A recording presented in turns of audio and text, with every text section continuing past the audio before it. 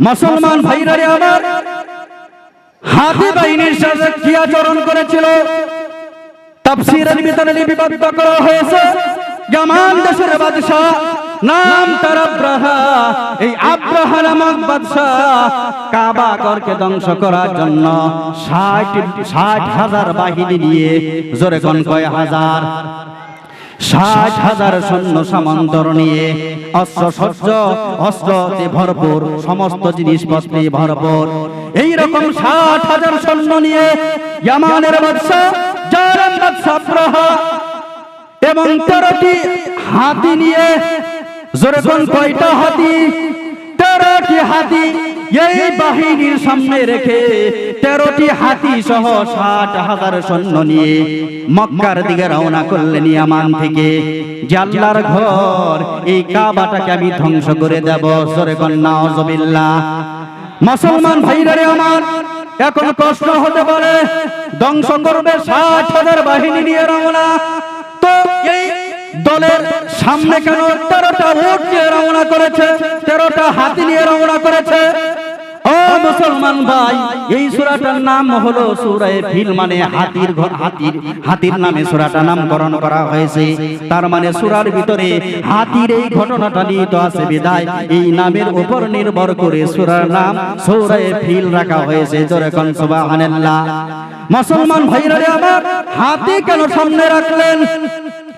ও মুসলমান ভাই, আগের জামানার ভিতরে বড় মজবুত কোন কাজ যদি ধ্বংস করতে হতো, ওই কাজটা মানুষের পক্ষে সম্ভব হতো না। এই জন্য শক্তিশালী জঙ্গি হাতির মাধ্যমে জিনিসটা তছনছ করে দিত। জোরে কোন নাউজুবিল্লাহ। মুসলমান ভাইরা আমার, বিষয়টা সহজে বুঝেন। আমাদের বাজার কিছুদিন পূর্বে যখন সরকারিভাবে উচ্ছেদ অভিযান আসলো, ওই জায়গার ভিতরে শত শত মানুষ কিন্তু আগমন করেছিল দোকানপাট ভাঙার জন্য। জোরে কোন কথা ঠিক না বেঠিক? আমি আপনাদের কাছে বলতে চাই, ওই মানুষগুলা কি দোকানপাট ভাঙছে না মানুষের সামনে বেকু নামক একটা গাড়ি নিয়ে আসছে? জোরে কোন ঠিক না বেঠিক? আমাদের বড় ধরনের কোন কাজ যদি নিশ্চিহ্ন করতে হয়, এখন কিন্তু মানুষ দিয়ে করে না, সেটা বেকুর সাহায্যে করে। জোরে কোন ঠিক না বেঠিক? তার মানে 1,000 মানুষে যা করবে, এক বেকুতে তাই করতে পারবে। কথা ঠিক না বেঠিক? মুসলমান ভাইরা আমার, তো আজ থেকে 2000 বছর, 1500 বছর পূর্বে এই বেকু তো কিছুদিন ধরে বের হইল। ওই সময় তো বেকু ছিল না, বেকুর মতো কোনো যানবাহন ছিল না যার মাধ্যমে কোনো জিনিস ধ্বংস করবে। এই জন্য ওই সময় কোনো জিনিস যদি ভাঙতে হতো, কোনো জিনিস যদি ধ্বংস করতে হতো, ওই সময় জঙ্গলি হাতির মাধ্যমে তারা এর সহযোগিতা গ্রহণ করত। জোরে কোন কথা ঠিক না বেঠিক? এই জন্য এখন যে বেকুগুলা আমরা দেখতে পাই, লক্ষ্য করে দেখবেন, এই হাতির উপর গবেষণা করে এই বেকুগুলা নির্মাণ করা হয়েছে।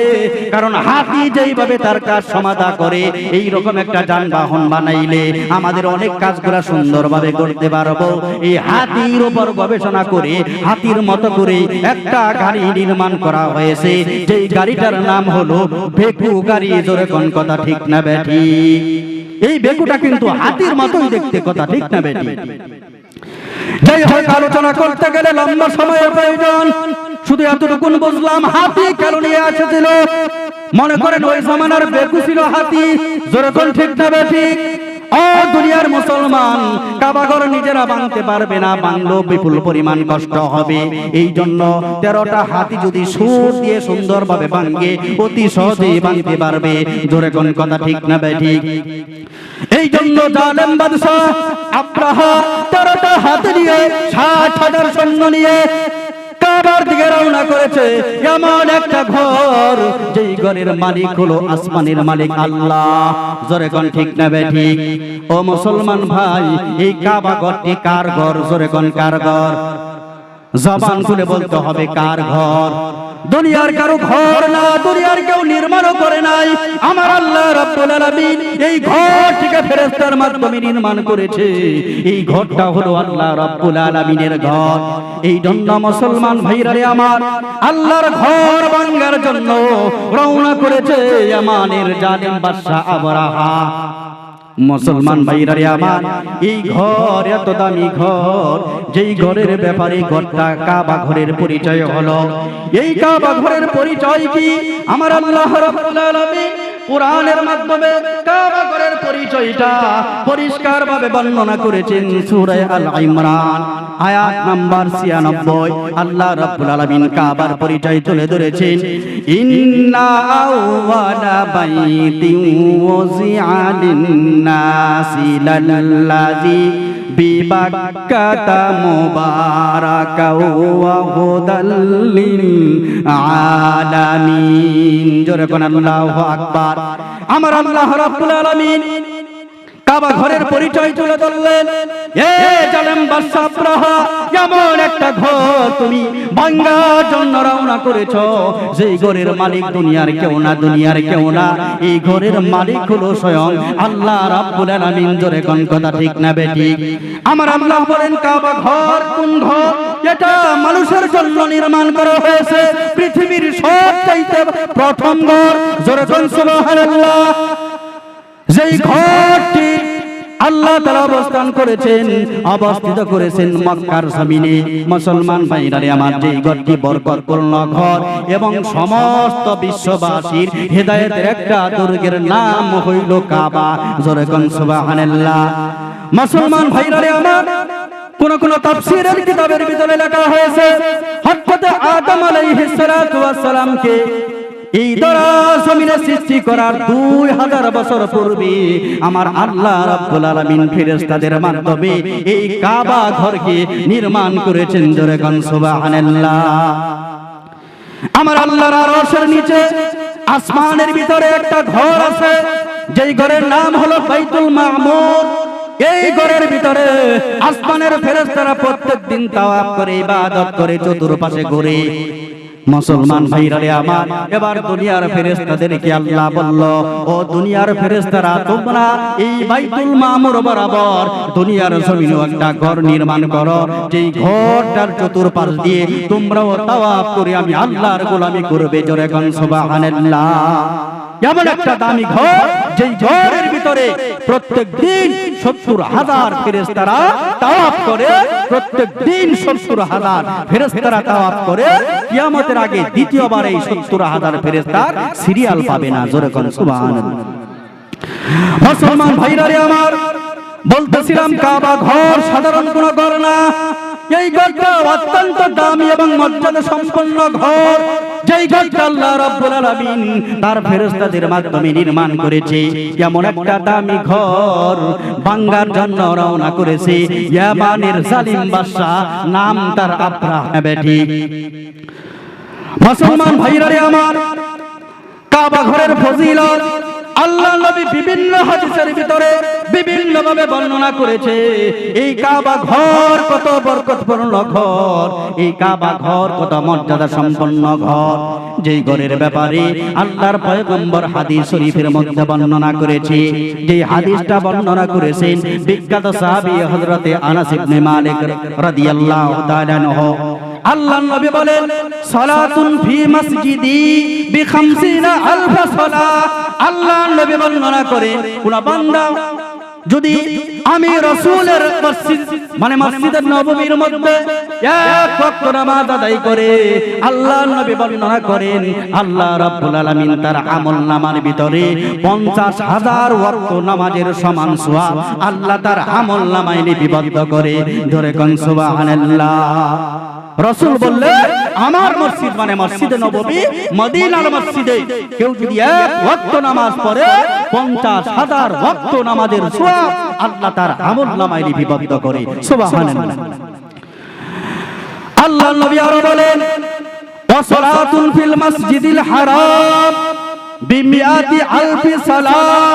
আল্লাহর নবী বর্ণনা করলেন, আর কোন ব্যক্তি যদি মসজিদে হারাম মানে বাইতুল্লাহর চত্বরে, কাবার চত্বরে কেউ যদি এক ওয়াক্ত নামাজ আদায় করে, আসমানের মালিক আল্লাহ তার আমলনামায় 1,00,000 ওয়াক্ত নামাজের সওয়াব তার আমলনামায় লিপিবদ্ধ করে। জোরে কোন সুবহানাল্লাহ। এক ওয়াক্ত নামাজ যদি কেউ কাবার চত্বরে পড়ে তার আমলনামায় কমপক্ষে 1,00,000 ওয়াক্ত নামাজের সওয়াব তার আমলনামায় লিপিবদ্ধ করে। সুবহানাল্লাহ। 1,00,000 ওয়াক্ত নামাজ পড়তে আমাদের অনেকের জীবনেও ফের পায় না। জোরে কোন ঠিক না বেঠিক? এক ওয়াক্ত নামাজ যদি কেউ কাবার চত্বরে পড়ে 1,00,000 ওয়াক্ত নামাজের সওয়াব তার আমলনামায় লেখা হয়, তাহলে এই জায়গাটির দাম কত বেশি, কথা ঠিক না বেঠিক? এমন একটা দামি ঘর, যেই ঘর আমার আল্লাহ রাব্বুল আলামিন ফেরেশতাদের মাধ্যমে নির্মাণ করে এত ফজিলত দিয়েছেন। মুসলমান যেই ঘরটিকে ভক্তি শ্রদ্ধার সাথে স্মরণ করে, জোরে কোন ঠিক না বেঠিক? সমস্ত পৃথিবীবাসী যেই ঘরটাকে ভক্তি শ্রদ্ধার সাথে স্মরণ করে, এমন একটা ঘর ভাঙার জন্য রওনা করেছে ইয়ামানের জালিম বাদশা আবরাহা। জোরে জোরে কোন নাউজুবিল্লাহ। মুসলমান ভাইরা রে আমার, এই আবরাহা বাদশা আল্লাহর ঘর বাইতুল্লাহকে ভাঙার জন্য ইয়ামান থেকে রওনা করলেন। তাফসীরের কিতাবের ভিতরে লিপিবদ্ধ করা, কেন কেন এই আবরাহা নামক বাদশা আল্লাহর ঘর বাইতুল্লাহকে ভাঙতে চায়? জোরে কোন কথা ঠিক না বেঠিক? কেন ভাঙতে চায়? একটা প্রশ্ন তো হতেই পারে। অযথা তো কেউ কোনো ঘর ভাঙতে চায় না। সহজ উত্তর হলো হিংসা বশত কাবা ঘরকে ভাঙার জন্য আবরাহা বাদশা বাহিনী নিয়ে বের হয়েছে। জোরে কোন নাউজুবিল্লাহ। মুসলমান ভাইরা আমার, হিংসা কিসের? ইয়ামানের জালেম বাদশা আবরাহা বিষয়টা লক্ষ্য করলেন। ইয়ামান সহ সমস্ত আরব দেশের মানুষগুলা হজ করার জন্য কাবার চত্বরে হাজির হয়ে যায়। নিজেদের হৃদয় আবেগ উজাড় করে কাবার প্রতি ভালোবাসা নিবেদন করে, নিজেদের সমস্ত কাজকর্ম রেখে হজের সময় হজ সম্পাদন করার জন্য কাবার চত্বরে গিয়ে পড়ে থাকে। ইয়ামানের বাদশার এই বিষয়টা পছন্দ হলো না।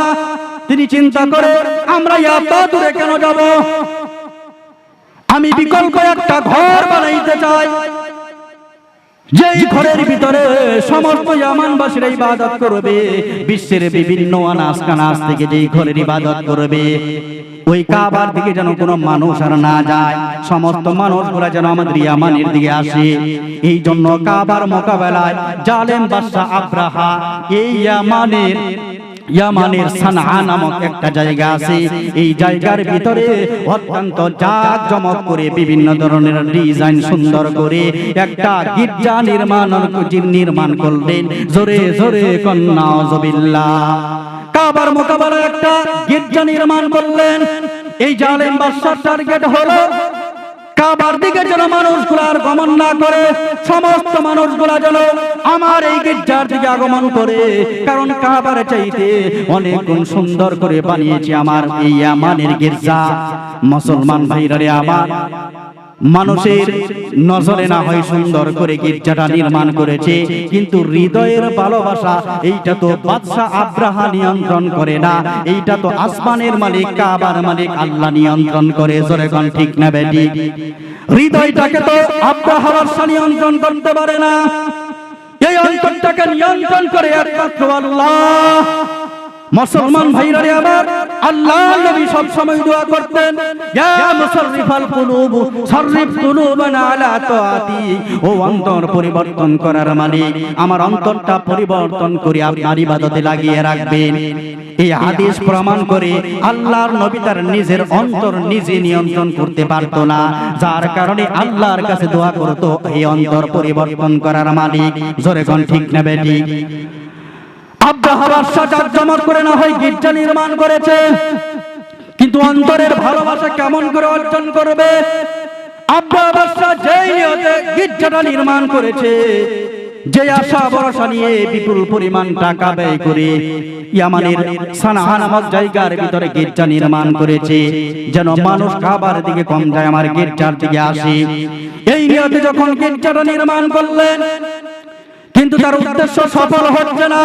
মানুষকে যতই বলে আমার গির্জার দিকে আসো, প্রত্যেকটা প্রত্যেকটা মানুষকেই তোমার গির্জার দিকে যাওয়া সম্ভব না। আমরা যদি কাবার চত্বরে না যাই আমরা কলিজা ফেটে মরে যাব। জোরে কোন সুবহানাল্লাহ। কাবার প্রতি আমাদের এমন একটা ভালোবাসা, কাবার প্রতি আমাদের এমন একটা টান যে কাবার চত্বরে যদি না যাই আমাদের কলিজা ফেটে মরে যাওয়ার সম্ভাবনা আছে। এই জন্য কাবাকে আমাদের হৃদয় উজাড় করে ভালোবাসি, আমাদের দিল মন সব কাবাকে দিয়ে দিয়েছি। এই জন্য অন্য কোনো ঘর নতুন ভাবে ইবাদতের জন্য, নতুন ভাবে হজ করার জন্য গ্রহণ করা আমাদের পক্ষে সম্ভব না। মুসলমান ভাইরা রে আমার, এই রকম ভাবে যখন কোন মানুষ তার গির্জার দিকে আসে না, ইয়ামানের বাদশা মনে মনে তার হিংসারা বাড়তে আরম্ভ করলো। এত কোটি কোটি টাকা ব্যয় করে আমি যেই ঘরটা নির্মাণ করলাম, তারপরও মানুষ কেন আমার ঘরের দিকে আসে না? মুসলমান ভাইরা রে আমার, না আসার কারণে এমনিতেই দিলের ভিতরে বড় হিংসা। অন্যদিকে কিতাবের ভিতরে লেখা আরব থেকে কে বা কারা এই গির্জার ভিতরে প্রবেশ করে যেই ঘরটা কাবার বিপক্ষে গ্রহণ করেছে, কাবার মোকাবেলায় যেই ঘরটা নির্মাণ করেছে, আরবের কে বা কারা মনে মনে টেনশন করলো কাবার বিপক্ষে যেই ঘরটা নির্মাণ করা হয় ওইটা কোনোদিন ইবাদতের জায়গা হইতে পারে না, ওইটা সর্বোচ্চ আমাদের বাথরুম হিসাবে ব্যবহার করা যায়। জোরে কোন কথা ঠিক না বেঠিক? আরে আল্লাহর ঘরের মোকাবেলায় যেই ঘর নির্মাণ হয়েছে ওইটা ইবাদতের উপযুক্ত না, সর্বোচ্চ আমরা টয়লেট করতে পারি, পায়খানা করতে পারি, এই পায়খানার উপযুক্ত ঘর হইতে পারে। জোরে কোন কথা ঠিক না বেঠিক? মনে মনে যে টার্গেট করছে সেই সিদ্ধান্ত, আমি ওই ঘরের ভিতরে হইল পায়খানা করব। ওই লোকটার দেরি করে নাই, সুযোগ খুঁজে তার বানানোর সুন্দর গির্জার ভিতরে প্রবেশ করেছে। গির্জার ভিতরে প্রবেশ করে পায়খানা করেছে, কয়েক জায়গায় পায়খানা করছি, এখনো পর্যন্ত এই ঘরটাকে অপমান করা হয় নাই।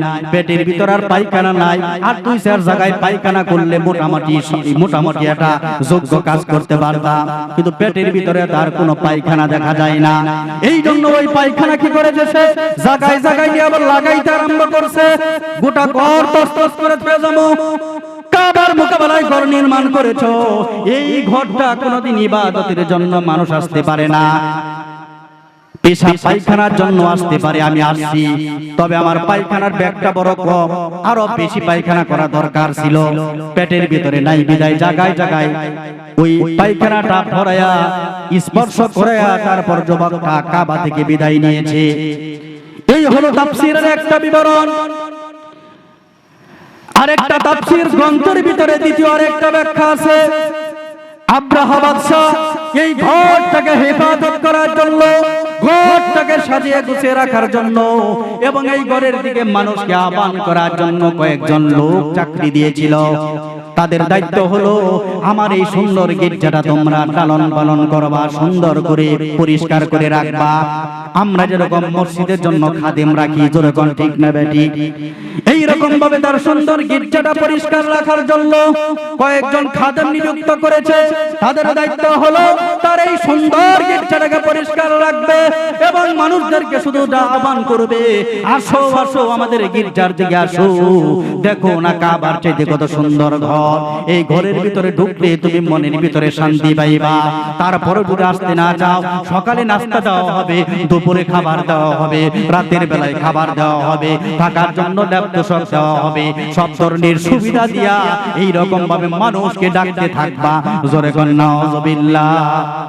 যত ধরনের সুবিধা আছে সব সুবিধা দিয়া তারপর মানুষকে আহ্বান করতে থাকবা। এইরকম ভাবে যাদেরকে চাকরিতে নিযুক্ত করা হয়েছে এই লোকগুলো গির্জাকে মহব্বত করে না, এই জায়গার ভিতরে চাকরি করতেছে শুধু টাকার জন্য। এরাও বসে বসে গল্প গুজব করে, কোটি টাকা দিয়ে আব্রাহা তুমি এখানে গির্জা নির্মাণ করতে পারো, কিন্তু মানুষের হৃদয় কোনোদিন এই গির্জার দিকে ফিরাইতে পারবে না, কারণ মানুষ তো তার অন্তরকে বিক্রি করে দিয়েছে আল্লাহর ঘর কাবার কাছে। জোরে গণ মারহাবা। এই জন্য তারাও মনে মনে কাবাকেই ভালোবাসতো, কাবাকেই মহব্বত করতো, উপরে উপরে শুধু আব্বা বাদশাকে বোঝাইতো তোমার গির্জা আমরা পরিষ্কার করি, তোমার গির্জাকে মহব্বত করি, গির্জার দিকে মানুষকে আহ্বান করি। কেন উপরে উপরে বোঝায়? টাকার জন্য। জোরে কোন ঠিক না বেঠিক? মুসলমান ভাইরা রে আমার, এই লোকগুলার সাথে একদিন আব্রাহা বাদশা চরম খারাপ ব্যবহার করলো। কেন খারাপ ব্যবহার করলো? তোমাদেরকে এত টাকা মাইনে দিয়ে আমি আমার গির্জার জন্য রেখেছি, একজন মুসল্লিও বাড়াইতে পারলা না, একজন মুসল্লিও আমার গির্জায় বাড়াইতে পারলা না, তোমাদেরকে টাকা দেই কেন? তোমরা মানুষকে কেন গির্জায় ঢুকাইতে পারো না? তারা কয়, বাদশা আপনি কোটি কোটি টাকা দিয়ে গির্জা বানাইতে পারেন, এই গির্জার থেকে কঠিন কালো মানুষের অন্তর আনতে পারবেন না, কারণ মানুষের অন্তর তো আগে বিক্রি করে দিয়েছে কাবার মালিক আল্লাহর কাছে। জোরে জোরে কোন মারহাবা। এবার আব্রাহা বাদশা তাদের বক্তব্য শুনে বুঝতে পারলো যে তাদের মনের ভিতরেও তো দেখা যায় কাবার ভালোবাসা। যাই হোক, বিপুল পরিমাণ খারাপ ব্যবহার করলো। তোমাদেরকে টাকা দিয়ে আমি গির্জায় রাখছি, একজন মুসল্লিও বাড়াইতে পারল না, তোমাদের চাকরি থাকবে না, তোমাদের আর মাসের বাইনা দেব না। ও দুনিয়ার মুসলমান, দুনিয়ার জমিনও অনেক মসজিদের ভিতরে এমন আচরণ চলে, মসজিদের ইমাম সাহেবের সাথে কমিটি রাগারাগি করে, এলাকার মানুষ রাগারাগি করে, হুজুর আপনারে রাখছি মসজিদে নামাজ পড়ানোর জন্য, মুসল্লি তো বাড়াইতে পারেন না। জোরে কোন কথা ঠিক না বেঠি? ইমাম সাহেব কয়, সভাপতি সাহেব, ও সেক্রেটারি সাহেব, আমি তো আহ্বান করি, জুমার মধ্যে বয়ান করি, মানুষকে রাস্তাঘাটে দেখা হলে মসজিদে আসতে বলি, কিন্তু মসজিদে আসে না, আমি কি করব? সভাপতি কয়, গাছটি গুল করে না, তো চাকরি থাকবে না, মুসল্লি বাড়ে না কেন? ও দুনিয়ার মুসলমান, ইমাম সাহেবের তো এরকম কোন ক্ষমতা দেওয়া হয় নাই মানুষকে টেনে টেনে মসজিদে আনতে পারবে, সর্বোচ্চ দাওয়াত দিতে পারবে। আনা আর না আনার মালিক হলো আল্লাহ। জোরে কোন কথা ঠিক না বেঠি? এই জন্য গির্জার এই খাদেমরা কি করবে? তারা তো দাওয়াত দেয়, মানুষ আসে না, কারণ তাদেরকে তো নিয়ন্ত্রণ করতেছে আসমানের মালিক আল্লাহ।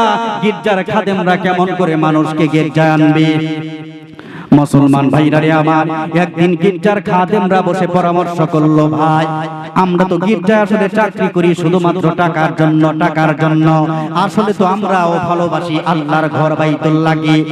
এই জন্য আমরা যেই ঘর বাইতুল্লাহকে ভালোবাসি, গির্জার ভিতরে শুধুমাত্র টাকার লোভে এই জায়গার ভিতরে চাকরি করতেছি, তারপরও বাদশা আমাদের সাথে খারাপ ব্যবহার করেছে। আসরা আমরা সকলেই মিলা গির্জা ত্যাগ করে আমাদের আসল ঘর কাবার দিকে রওনা করি। জোরে গন সুবহানাল্লাহ।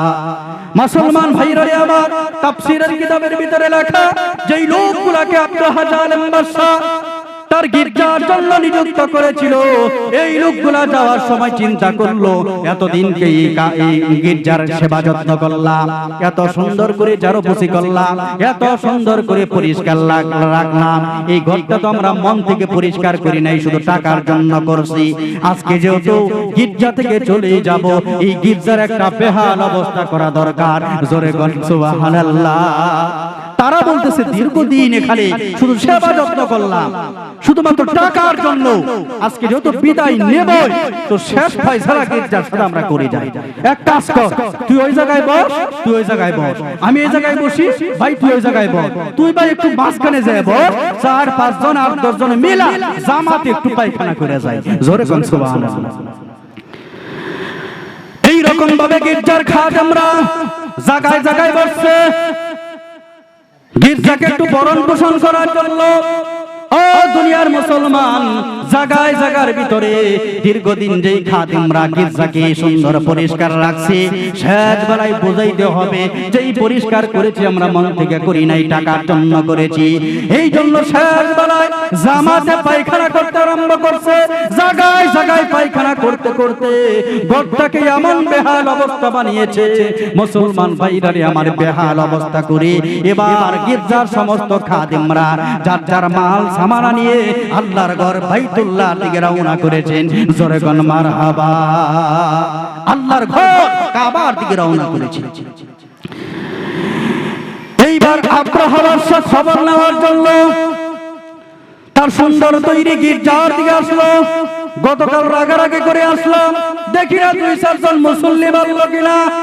মুসল্লি দেখার জন্য আব্রাহা বাদশা তার গির্জার দিকে রওনা।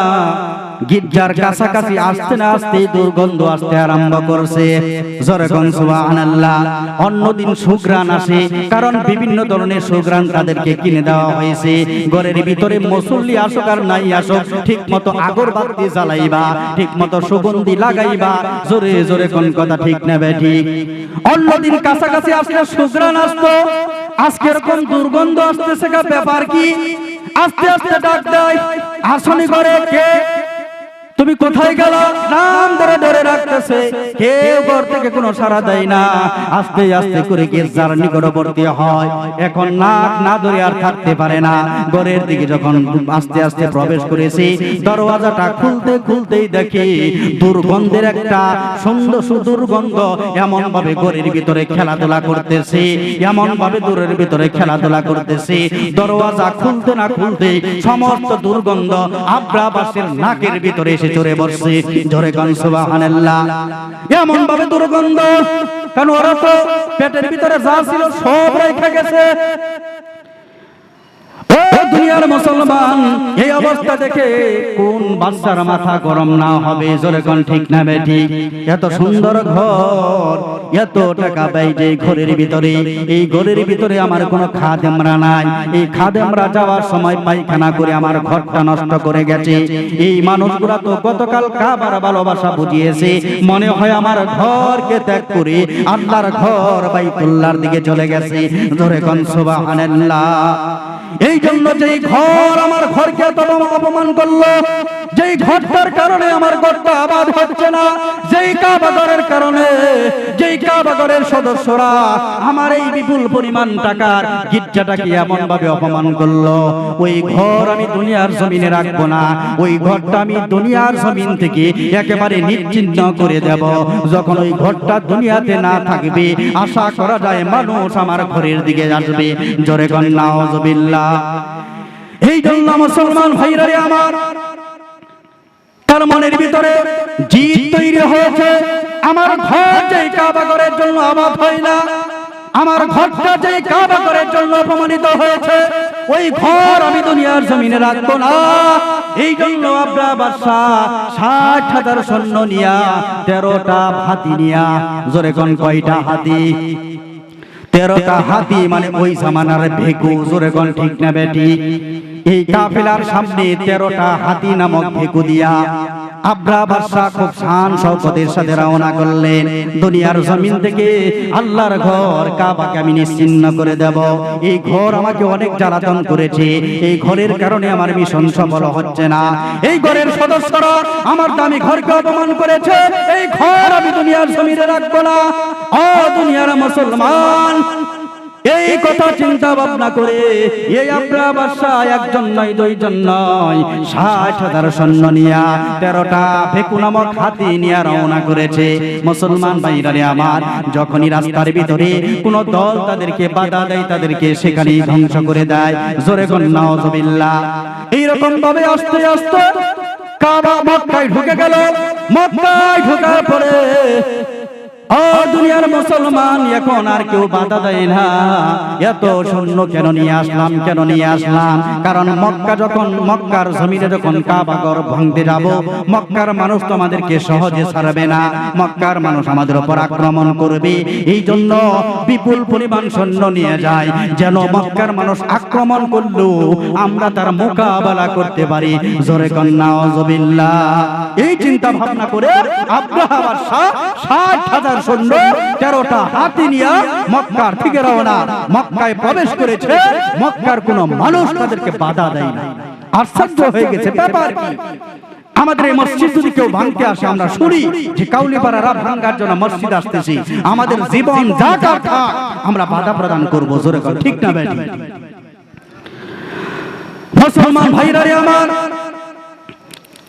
আব্রা বাদশাহ মক্কায় প্রবেশ করেছে, এলান হয়ে গেছে, ৬০,০০০ সৈন্য নিয়ে রওনা করেছে, কাবা ঘর ভাঙবে।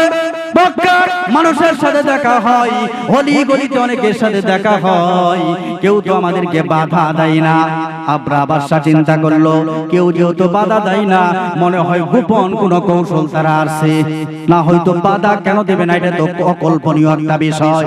তাদের ঘর কাবা ঘর ভাঙার জন্য আসলাম, কেউ আমাদেরকে বাধা দেয় না, বরং রাস্তা জিজ্ঞেস করলে অনেকে রাস্তা দেখায় দেয়, কোন দিকে যাবেন, কাবা ঘর ভাঙবেন, হাই দিকে যান। এটা বড় আশ্চর্যের ব্যাপার, জোরে কোন কথা ঠিক নেবে ঠিক। এই জন্য আব্রাহার মনের ভিতরে কেমন যেন একটা চিন্তা ঢুকলো, ব্যাপার কি কেউ বাধা দেয় না, যদি রাস্তা জিজ্ঞেস করি রাস্তাও দেখা দেয়, নিশ্চয়ই গোপন কোনো কৌশল তারা গ্রহণ করেছে, যে কৌশলের মাধ্যমে আমাদেরকে হয়তো তারা ধ্বংস করবে, একসাথে আক্রমণ করে আমাদেরকে নিশ্চিহ্ন করে দেবে। এমন একটা চিন্তা ভাবনা বাদশা তো তিনি, জোরে কোন ঠিক নেবে ঠিক। মুসলমান ভাইরা রে আমার, এই জন্য চিন্তা ভাবনা করলো সরাসরি কাবা ঘরকে আক্রমণ করা যাবে না, কাবার পাশেই কোনো না কোনো জায়গার ভিতরে আমাদের কিছু সময়ের জন্য যাত্রা বিরতি দেওয়া লাগবে। ওই জায়গার ভিতরে আমরা তাঁবু টানাইব, ওই জায়গার ভিতরে বসবাস করতে থাকবো, আর কাবার মানুষের অবস্থা আর তাদের কলা কৌশল থাকলে যেন আমরা জানতে পারি। জোরে কোন সুবহানাল্লাহ, নাউযুবিল্লাহ। মুসলমান ভাইরা রে আমার, এই জন্য এই আব্রাহা জালেম বাদশা তার বিশাল বড় বাহিনী নিয়ে সরাসরি কাবার উপর আক্রমণ না করে কাবারই নিকটবর্তী মুহাসার নামক প্রান্তের ভিতরে সমস্ত কাফেলাদেরকে থামাইলেন। এই জায়গার ভিতরে যাত্রা বিরতি দাও, এই জায়গার ভিতরে তাঁবু টানাও, এই জায়গার ভিতরে আমরা অবস্থান করব। মুসলমান ভাইরা রে আমার, ওই জায়গার ভিতরে অবস্থান করতেছে, রান্না বান্না করে খায়। কাবার মানুষ, মক্কার মানুষ আশপাশ দিয়ে চলাফেরা করে, তারপরও কেউ তাদেরকে কিছুই বলে না। এটা বড় আশ্চর্যের বিষয় মনে হলো। মুসলমান ভাইরা রে আমার, পরবর্তীতে বাদশার সৈন্যরা ওই তাদের তাঁবুর আশপাশে যত উট, ঘোড়া, বিভিন্ন ধরনের জন্তু যেগুলা লালন পালন করত, মক্কার মানুষেরা সব চতুষ্পাশ পানিগুলা ধরে ধরে তাদের ক্যাম্পে নিয়ে আসলো। মানে পারে পাড়া দিয়ে ঝগড়া যাকে বলা হয়, জোরে কোন কথা ঠিক নেবে ঠিক। চিন্তা করলো, ওদের উট, ভেড়া, বকরি এগুলা যদি আমরা ধইরা ক্যাম্পে নিয়ে আসি, তখন হয়তো অনেকে আমাদের কাছে আসবে, ঝগড়া ফাসাদ করবে, তখন বোঝা যাবে ওদের শক্তির অবস্থা কেমন, তখন ওদের মনের অবস্থা বোঝা যাবে। জোরে কোন কথা ঠিক নেবে ঠিক। এই জন্য পায়ে পাড়া দিয়ে ঝগড়া করার চিন্তা ভাবনা করলেন, যে ওরা তো ঝগড়া করতে আসেই না, তোদেরকে কেমন করে আনা যায়। সমাজের ভিতরে এমন অনেক মানুষ আছে, পায়ে পাড়া দিয়ে কেমন করে ঝগড়া করা যায়, এমন চিন্তা ভাবনা নিয়ে ঘুরে, জোরে কোন ঠিক না বেঠি। যেমন অনেক মানুষ আছে, পায়ে পাড়া দিয়ে ঝগড়া কেমন করে করা যায়। মুসলমান ভাইরা রে আমার, এই তো আপনাদের মানিকগঞ্জের নির্বাচন চলে আসছে, অবশ্যই নির্বাচনের আগে বিভিন্ন প্রার্থীরা আমার পাশেই বসা আছে। মুসলমান ভাইরা রে আমার, দেখবেন নির্বাচনের আগে পায়ে পাড়া দিয়ে ঝগড়া করার জন্য এক গ্রুপ আরেক গ্রুপের পায়ে পাড়া দিবে, জোরে কোন ঠিক না বেঠি। কেন পাড়া দিবে, কেন পাড়া দিবে? একটা দুর্ঘটনা যদি ঘটে দেওয়া যায়, আমার অবস্থা ভালো হয়ে যাবে, অথবা দুই কর্মীর মধ্যে যদি ঝগড়া হয়ে যায়, এই ঝগড়ার মধ্যে যদি আমার একটা কর্মী মারা যায়, ওই কর্মীটা কান্দে নিয়ে গোটা ইউনিয়ন ঘুরবো, গোটা ওয়ার্ড ঘুরবো, আর সকলকে বলবো, দেখেন ভাই আমার কর্মী শেষ করছে, জোরে কোন কথা ঠিক নেবে ঠিক। আরে যার সন্তান মরছে তার চোখের পানির অভাব নাই, এই নেতা সেই লাশটা নিয়ে একটা কৌশল অবলম্বন করে ফায়দা লুটাইতে চাই, জোরে কোন কথা ঠিক নেবে ঠিক। অসংখ্য অসংখ্য আছে, পারিবারিক ঝগড়া লাগছে নির্বাচনের আগে, পারিবারিক ঝগড়া, এই ঝগড়াটা নির্বাচনী রাজনৈতিক ভাবে ফায়দা গ্রহণ করার জন্য মেম্বাররা সালমানরা পারিবারিক ঝগড়াটাকে নিজেদের কান্দে নিয়ে গোটা মিডিয়ার ভিতরে প্রচার করে আমার উপর আক্রমণ করছে, আমার কর্মীর উপর আক্রমণ করছে, জোরে কোন ঠিক না বেঠি। মুসলমান ভাইরা আমার, এটাকে বলে পায়ে পাড়া দিয়ে ঝগড়া। এইরকম যখন ঝগড়া করতে আসেই না, আব্বা বাদশা চিন্তা করলো, ঝগড়া করতে কেন আসে না, এই জন্য পায়ে একটু পাড়া দেওয়া দরকার, ওদের ওরকম বাগড়া সবকিছু ধরে নিয়ে আসো, তখন হয়তো বা ঝগড়ার মনোভাব তৈরি হবে, তখন তাদের সাথে ঝগড়া করব। যখন ওদের সাথে ঝগড়া করব, ওদের শক্তি কেমন আছে সেটাও দেখা যাবে। অনেকের সাথে কথা হলে তখন তাদের কৌশলটাও হয়তো জানতে পারি, জোরে কোন ঠিক না বেঠি। মুসলমান ভাইরা আমার, এবার আব্বা বাদশা যখন তার সৈন্যরা বিভিন্ন ধরনের উটগুলো ধরে তাদের ক্যাম্পে নিয়ে আসলো, তারপর উটগুলো নেওয়ার জন্য মক্কার কোন মানুষ তাদের ক্যাম্পে যায় না। বড় আশ্চর্য ব্যাপার, কি উট নিয়ে আসলাম, উটও নেওয়ার জন্য আসে না। দুম্বা ধরে নিয়ে আসলাম, দুম্বাও নেওয়ার জন্য আসে না। কিছুই বুঝলাম না, এই মক্কার মানুষ কি এতই বোকা নাকি? আসলে কি মক্কার মানুষ বোকা? মুসলমান ভাইরা রে আমার, এবার চিন্তা করলো এরা উট বেড়া দুম্বা নেওয়ার জন্য আসে না, ঝগড়া কেমন করে করব, রাগ কেমন করে মিটাইব? এক কাজ করো, মক্কার বিভিন্ন বড় বড় লিডার যারা আছে এদেরকে আমার কাছে আহ্বান করো, এদের সাথে মত বিনিময় করি। মুসলমান ভাইরা রে আমার, তাদেরকে আহ্বান করা হলো। মক্কার বিভিন্ন বড় বড় নেতাদেরকে আহ্বান করা হলো যে বাদশা আবরার আপনাদেরকে আহ্বান করেছে। তো মেহমান যদিও দূর থেকে আসছে অন্যায় কাজ করার জন্য, যেহেতু বাড়িতে চলে আসছে তাকে মেহমানের মতো সম্মান করা, জোরে কোন ঠিক নেবে ঠিক? মুসলমান ভাইরা রে আমার, এই জন্য কি করলো, বড় বড় নেতৃস্থানীয় লোকগুলা আবরা বাদশার সাথে দেখা করার জন্য তার চত্বরে যখন চলে গেল, ওই জায়গায় যাওয়ার পরে ওই মজমার ভিতরে আমাদের পয়গম্বর বিশ্বনবী মুহাম্মদুর রাসূলুল্লাহ এখনো পর্যন্ত তিনি কিন্তু দুনিয়াতে আসে নাই। জোরে কোন কথা ঠিক না বেটি? এখনো তিনার জন্য হয় নাই। এই আমাদের রসুলের দাদা আব্দুল মুত্তালিব তখন কাবা ঘরের মতো আল্লি ছিল এবং মক্কার নেতা ছিল, বড় লিডার ছিল। এই লিডারও আবরা বাদশার সাথে সাক্ষাৎ করলো। আবরা বাদশার সামনে যাওয়ার পরে সাথে সাথে বাদশাকে ডাক দিয়ে বলল, এ বাদশা, আপনার সৈন্যরা আমার 200 উট ধরে নিয়ে আসছে, তাড়াতাড়ি উটগুলা সারানোর ব্যবস্থা করেন। জোরে কোন সুবহানাল্লাহ। আবরা বাদশা আশ্চর্য, আমি তো ভাবছি আসার পরে আগে মক্কা নিয়ে আলোচনা করবেন, আসার পরে আগে বাইতুল্লাহ নিয়ে আলোচনা করবেন, যে আপনারা আমাদের ঘর কেন ভাঙার জন্য আসছেন, আমাদের আল্লাহর ঘর কেন ভাঙার জন্য আসছেন, এই বাইতুল্লাহ কাবা ঘর কেন ভাঙার জন্য আসছেন। আমি তো ভাবছি এই প্রশ্নটা তোমরা আগে করবা। তোমরা তোমাদের উটের চিন্তা করতেছো, কাবার প্রতি কি কোনো ভালোবাসা নাই, কাবার প্রতি কি কোনো মহব্বত নাই? আব্দুল মুত্তালিব তখন ডাক দিয়ে বলল, ও বাদশাহ, আমি হইলাম উটের মালিক, এই জন্য আমার উট হেফাজতের দায়িত্ব হলো আমার কাছে। আর যেই ঘর তুমি ভাঙার জন্য আসছি, এই ঘরের মালিক হলো আসমানের মালিক আল্লাহ, তো তার ঘর সেই হেফাজত করবে, আমার টেনশন করার কোনো কিছু নাই। জোরে কোন মারহাবা। আব্দুল মুত্তালিব সুন্দর জবাব দিল যে আমি উটের মালিক, আমার উটের চিন্তা আমার কাছে, আর কাবা ঘর যার ঘর তার ঘরের চিন্তা তার কাছে। ওই কাবা ঘরের টেনশন আমাদের মাথায় নাই, যার ঘর সেই হেফাজত করবে, আমার উট আমি হেফাজত করতেছি। জোরে কোন সুবহানাল্লাহ। আশ্চর্য হয়ে গেল আবরা বাদশা। তাহলে তো বোঝা যায় কোনো কৌশল নাই তাদের মনের ভিতরে, অন্তরটা একেবারে সাদা ফেস পরিষ্কার, আমাদের উপর কোনো রকম আক্রমণের কোনো কৌশল নাই। আমি তো ভাবছিলাম মনে হয় আমাদের উপর গোপন কোনো আক্রমণ করবে, এই না তাদের মনের অবস্থা। আমি তো ভয় অস্থির হয়ে গেছি। আরে আগেই তো কাবা ঘর ভাঙে আমরা চলে যেতে পারতাম, আমরা ভয় কেন করতেছি? এই যে মনের অবস্থা, আগে জানলে তো কাবা ঘর আগেই ভাঙতাম। মুসলমান ভাইরা রে আমার, এই কথা চিন্তা ভাবনা করে আবরা বাদশা তার সৈন্য নিয়ে রওনা করলো। যেহেতু কোনো কৌশল নাই, তাদের উপর আক্রমণ করবে এমন কোন মনের অবস্থা মক্কার কোন মানুষের নাই। এই বিষয়টা যখন জালেম বাদশা আবরা জানতে পারল, মুসলমান ভাইরা আমার নিশ্চিন্তে কাবার দিকে রওনা করলেন। আব্দুল মুত্তালিব তার উটগুলা নিয়া বাড়িতে রাইখা কাবার চত্বরে দাঁড়ায়া 2 ফোঁটা চোখের পানি ছেড়ে আসমানের মালিক আল্লাহকে ডাক দিয়ে বলতেছে, এই আসমানের মালিক আল্লাহ, তোমার ঘর ভাঙার জন্য ইয়ামান থেকে জালেম বাদশা আব্রাহা আমাদের মক্কার জমিনে প্রবেশ করেছে। আল্লাহ গো, তার মোকাবেলা করার মতো সামর্থ্য আমাদের নাই। ও আল্লাহ, তুমি তোমার ঘরকে হেফাজত করো। জোরে কোন মারহাবা।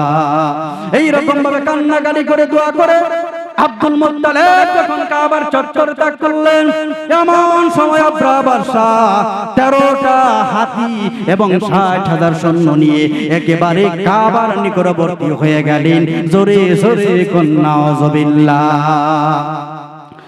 মুসলমান ভাইরা আমার, যেই মাত্র কাবার নিকটবর্তী হয়ে গেলেন, ও দুনিয়ার মুসলমান, তাফসীরের কিতাবের ভিতরে লিপিবদ্ধ করা আদ-দুররুল মানসুর এবং তাফসীরে মাযহারির ভিতরেও আছে। ও দুনিয়ার মুসলমান, তাফসীরের কিতাবের ভিতরে লেখা 13টা হাতির মধ্য থেকে একটা হাতির নাম ছিল মাহমুদ। জোরে কোন সুবহানাল্লাহ। এই মাহমুদ নামক একটা হাতি, বিভিন্ন হাতিদের তখন নাম ছিল। আমাদের সমাজেও বিভিন্ন প্রাণীদের নাম থাকে। জোরে কোন ঠিক না বেঠিক?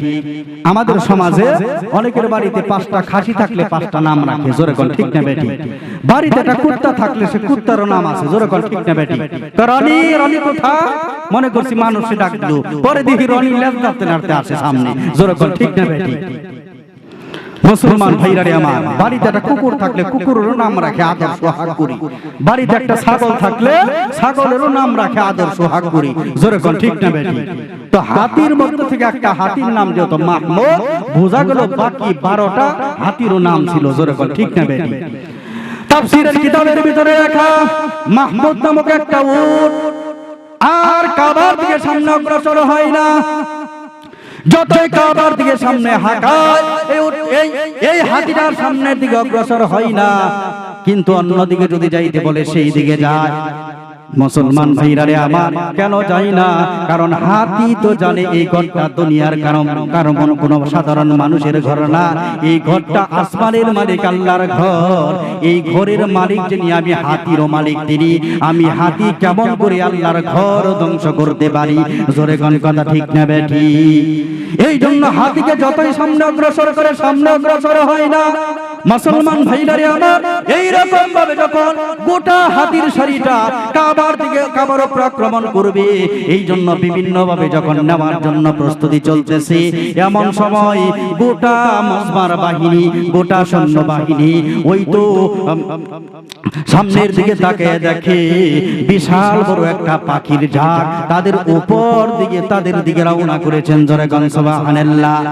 মুসলমান ভাইরা রে আমার, ও দুনিয়ার মুসলমান, এই কাবা ঘর ধ্বংসের নিকটবর্তী হয়ে গেছে। কিছুক্ষণের ভিতরে কাবা ঘর ধ্বংস করবে।